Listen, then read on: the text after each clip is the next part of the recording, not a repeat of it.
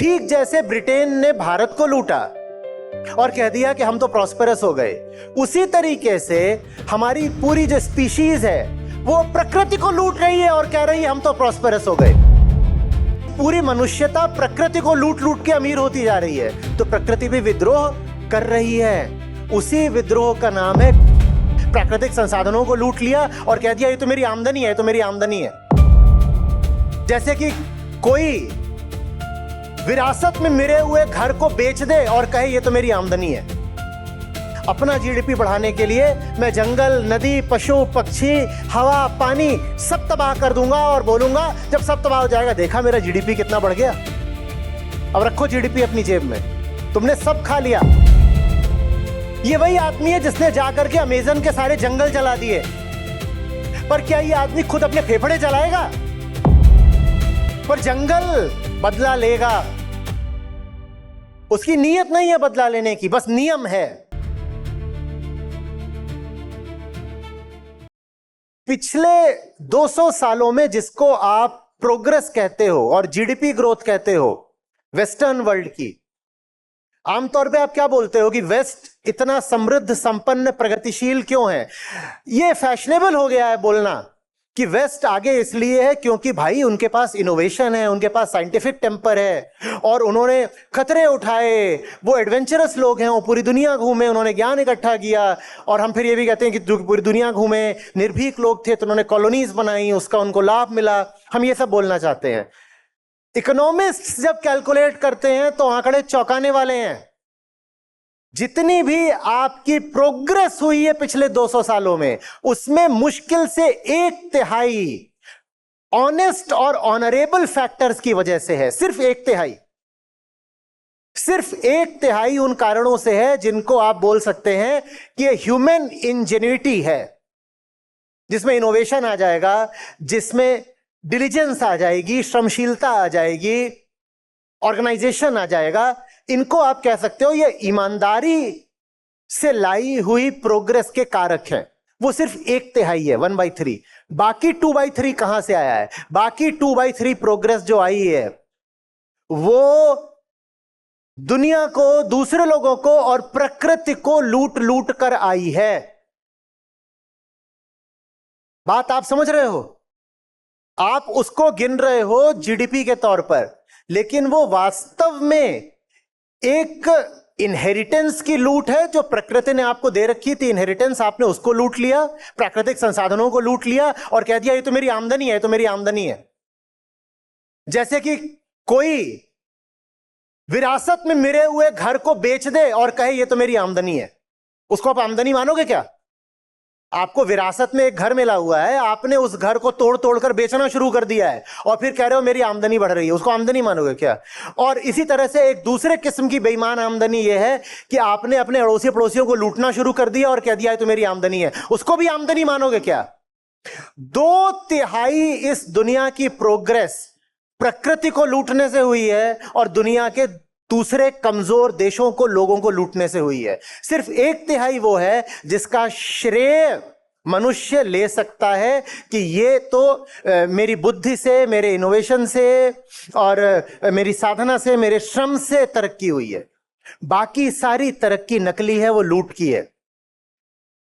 Research बताती है कि अगर हम सिर्फ पिछले 20-30 सालों को ले लें तो जो टोटल हमारा नेचुरल कैपिटल है, हमने 40% उसको कम कर दिया है। पर हम अपनी कुल संपदा गिनते ही नहीं, हम सिर्फ अपनी वर्तमान आमदनी गिनते हैं। ऐसे समझो कि तुम्हारे पास कुल कैपिटल था, ये तुम्हारा घर था, ये तुम्हारा घर था, ये तुम्हारे पास पहले से मौजूद है, ये तुम्हारा घर है, ये पृथ्वी है, ये पहले से मौजूद है। और फिर एक चीज होती है रेवेन्यू इनकम, ये कैपिटल है तुम्हारी, ये कैपिटल, ये पहले से मौजूद है। और फिर एक होती है आमदनी कि अब आय इसके ऊपर कितनी हो रही है, मासिक आय वगैरह। मैंने क्या करा है कि ये सब जो मुझे पहले से मौजूद था, मैंने ये बेच दिया, मैंने ये खा लिया, मैंने ये बर्बाद कर दिया और मेरे पास कुछ पैसा आने लग गया और मैं कह रहा हूं हम तो समृद्ध होते जा रहे हैं, हमारी इतनी जीडीपी ग्रोथ है। तुम्हारी इतनी जीडीपी ग्रोथ है, तुमने अपने सारे प्राकृतिक संसाधन बर्बाद कर दिए हैं, उनकी कीमत लगाए बिना। तुम पहले से ज्यादा गरीब हो गए हो, तुम अमीर नहीं हो रहे हो, तुम गरीब हो गए हो। ठीक जैसे ब्रिटेन ने भारत को लूटा और कह दिया कि हम तो प्रॉस्पेरस हो गए, उसी तरीके से हमारी पूरी जो स्पीशीज है वो प्रकृति को लूट रही है और कह रही है हम तो प्रॉस्पेरस हो गए। अब भारत ने तो फिर भी विद्रोह कर दिया, क्योंकि भारत में मनुष्य थे तो उन्होंने विद्रोह करा और किसी तरह आजादी आ गई। पर प्रकृति बेचारी कैसे विद्रोह करे? प्रकृति कोई एक मनुष्य तो नहीं, पर प्रकृति के विद्रोह के दूसरे तरीके होते हैं और वो कर रही है। भारत को अंग्रेज लूट रहे थे तो भारतीयों ने विद्रोह करा ना। भारत को लूट लूट के अंग्रेज अमीर होते जा रहे थे तो भारतीयों ने विद्रोह करा ना। वैसे ही पूरी मनुष्यता प्रकृति को लूट लूट के अमीर होती जा रही है, तो प्रकृति भी विद्रोह कर रही है। उसी विद्रोह का नाम है क्लाइमेट कैटास्ट्रोफी। बात आ रही है समझ में?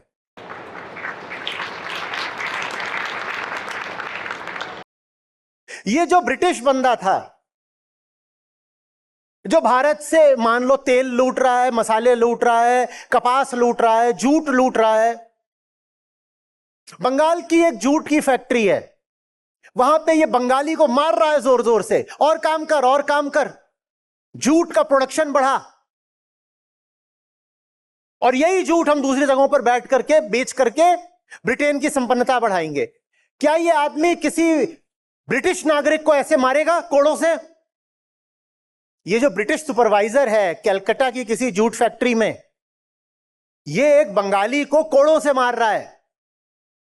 क्या यही आदमी किसी ब्रिटिशर को मारेगा? नहीं मारेगा। क्यों? बोलेगा बोलेगा मेरा भाई है, इसको नहीं मारूंगा। नहीं मारूंगा ना।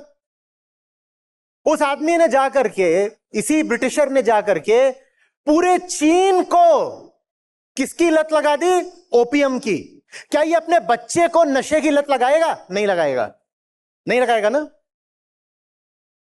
ये वही आदमी है जिसने जाकर के अमेज़न के सारे जंगल जला दिए, पर क्या ये आदमी खुद अपने फेफड़े जलाएगा? नहीं जलाएगा ना। ये किसी को मारने से, किसी को बर्बाद करने से हमें पता क्या चल रहा है? पता यह चल रहा है कि उसके मन में भेद है। वो सोच रहा है कि ब्रिटिश अलग है और भारतीय अलग है, तो इसीलिए एक का नुकसान करके दूसरे का फायदा करा जा सकता है, क्योंकि ये दोनों तो अलग अलग हैं। जब ये भेद की भावना होती है तो हम एक को बर्बाद करके अपने आप को आबाद कर लेना चाहते हैं। ये जो भेद की भावना है, ये एक दार्शनिक झूठ है। इसी का अध्यात्म खंडन करता है। भाई तुम प्रकृति से अलग नहीं हो। जैसे तुम अपने भाई को कोड़े मार के उसकी प्रोडक्टिविटी नहीं बढ़ाओगे, वैसे ही बंगाली को कोड़े मार के उसकी प्रोडक्टिविटी मत बढ़ाओ। जैसे ही आपको दिखाई देना शुरू करेगा कि मैं और प्रकृति, मैं और बाकी प्रजातियां अलग अलग नहीं हैं, वैसे ही आप ये करना बंद कर देंगे कि मुझे तो मेरी लाइफस्टाइल मेंटेन करनी है, भले ही उसके लिए प्रतिदिन 100 स्पीशीज सदा के लिए विलुप्त हो जाती हूं, एक्सटिंक्ट हो जाती हूं। आप ये नहीं करोगे। आप ये सिर्फ तब करोगे जब आप कहोगे दुनिया मरे तो मरे, मेरा क्या, मैं और दुनिया अलग अलग है। और ये काम करता है अहंकार। मैं अलग हूं। जब मैं उससे अलग हूं तो वो मरे कि जिए, मुझे क्या फर्क पड़ता है, मैं अलग हूं। समूचा अध्यात्म आपको यही बताने के लिए कि आप अलग नहीं हो। और जब तक अहंकार रहेगा, अलगाव का भाव भी रहेगा, क्योंकि अहंकार की परिभाषा ही यही है, ये मैं हूं, बाकी सब अलग है, बाकी सब अलग है। जब तक आप प्रकृति को मनुष्य से अलग मानोगे, आप प्रकृति का दोहन शोषण करोगे ही करोगे, करना पड़ेगा। और जब देखोगे कि प्रकृति बर्बाद हो गई है तो आप कहोगे अब मैं मार्स पे चला जाता हूं, क्योंकि आपको दिखाई ही नहीं दे रहा कि आप पृथ्वी ही हो। आप इसी मिट्टी से उठे हो, आपको यहीं जाना है, आप कहीं और के नहीं हो, आप कहीं और जाकर के खुश नहीं रह सकते, आप आबाद नहीं हो पाओगे कहीं इधर उधर भाग करके। ये आपको नहीं समझ में आ रहा, क्योंकि अहंकार ने आपको बताया है, और दुनिया के तमाम लोक धर्मों ने भी आपको यही बताया है कि बेटा तुम तो अलग हो, ये जगत है और तुम जीवात्मा हो, तुम अलग हो, तुम अलग हो। द्वैत का यही तो मतलब होता है, तुम अलग हो। ये जो द्वैतात्मक दर्शन चला है पूरी दुनिया में, वही दुनिया के हर पाप की जड़ में है। तुम अलग हो, तुम अलग हो। ब्रिटेन इंडिया से अलग है तो ब्रिटेन इंडिया को बर्बाद करके खुश हो सकता है। मनुष्य जंगल से अलग है तो मनुष्य जंगल में आग लगा के खुद खुश हो सकता है। अमेजन नदी तो बर्बाद करी है। मैं तो ह्यूस्टन में बैठा हुआ हूं और एक डैशबोर्ड देख रहा हूं, वहां नदी सूख गई तो सूख गई, मेरा क्या जाता है, मैं तो ह्यूस्टन में बैठा हुआ हूं।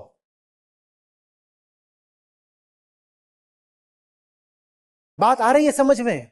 जब तक अलगाव का भाव रहेगा तुम बस ये गिनोगे कि तुमने कितना लूट लिया और उसको बोलोगे अपनी आमदनी। तुम ये गिनोगे ही नहीं कि उसका कितना नुकसान हो गया, क्योंकि वो जिए कि मरे मेरा क्या जाता है, मैं तो अलग हूं।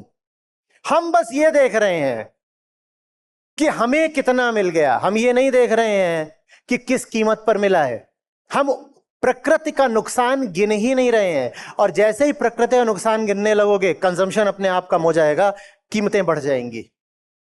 एक और रिपोर्ट रही है सर इसके ऊपर, और ये जो एक्सट्रीम हीट जो इंडिया में अभी देखने को मिल रही है, उससे भारत को 150 बिलियन डॉलर की प्रोडक्टिविटी का नुकसान हो रहा है, और 2050 यानी मिड सेंचुरी तक बिना इंटरवेंशन के ही जीडीपी का जो लॉस है वो 8.7% तक। नहीं, मैं इस लाइन ऑफ थिंकिंग से बिल्कुल सहमत नहीं हूं।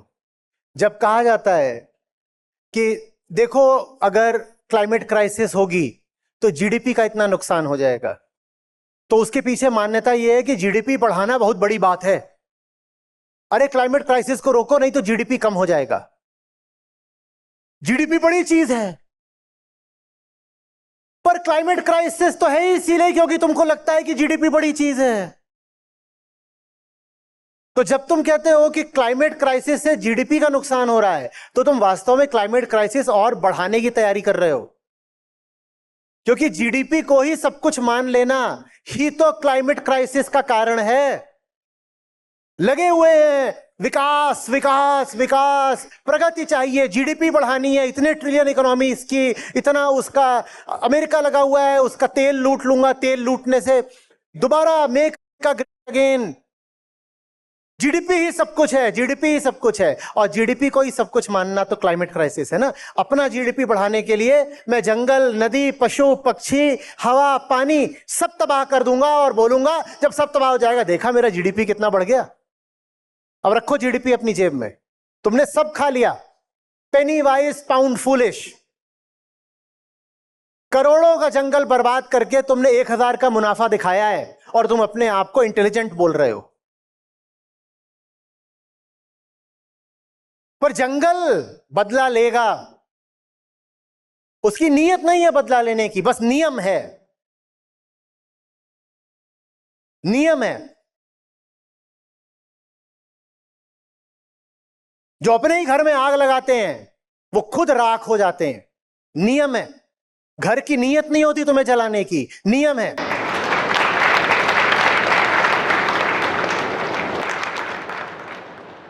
इज्जत देना बंद करो। जो बोलते हो ना वेस्टर्न कॉर्पोरेशंस को देख करके, अरे वाह इन्होंने इतना कमा लिया, इतना कमा लिया, अरे इतने ट्रिलियन का इनका हो गया, इनका अब ये यूनिकॉर्न हो रहा है, इसका इतना मार्केट कैप हो गया। उसमें से बहुत छोटा हिस्सा है जो ईमानदारी की कमाई है, बाकी सब लूट है और शोषण है और धोखा है। उनको अपना रोल मॉडल मानना बंद करो, वो इस लायक नहीं है।